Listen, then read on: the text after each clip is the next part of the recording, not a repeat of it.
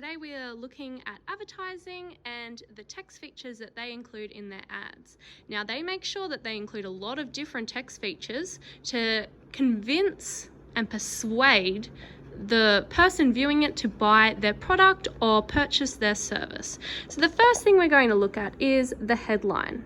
Now the headline has to be something that really grabs the attention of the viewer and makes them want to read more about the product. So it can sometimes be at the top. It doesn't always have to be at the top. It can be somewhere else on the advertisement, but it wants to be something that stands out.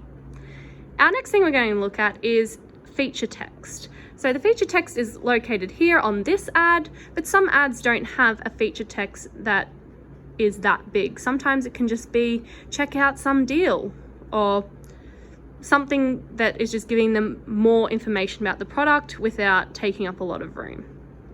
Our next thing down here is the slogan.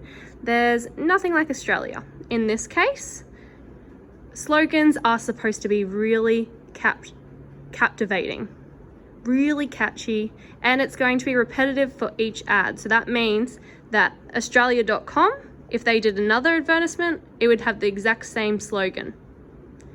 Slogan is supposed to stand out. So let's think of some slogans that you might already know. What's the Nike slogan? Just do it. What's the McDonald's slogan? I'm loving it. There are so many slogans, I'm not going to go through them all today.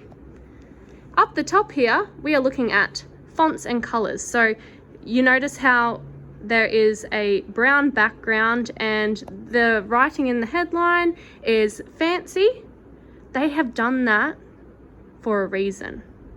It's the colors chosen is supposed to match with the theme of the ad.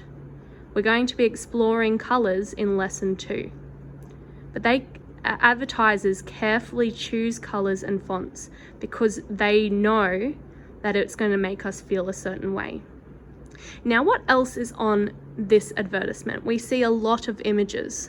Sometimes there isn't as many images as this one, depending on the product, but the images are really going to help them visualize what they will be buying. And down the bottom, finally, is our logo. Now, every brand should have a logo.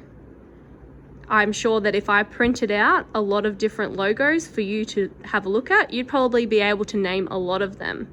It is the way of being able to see a symbol of that brand. That's all for this lesson. I'll see you next time.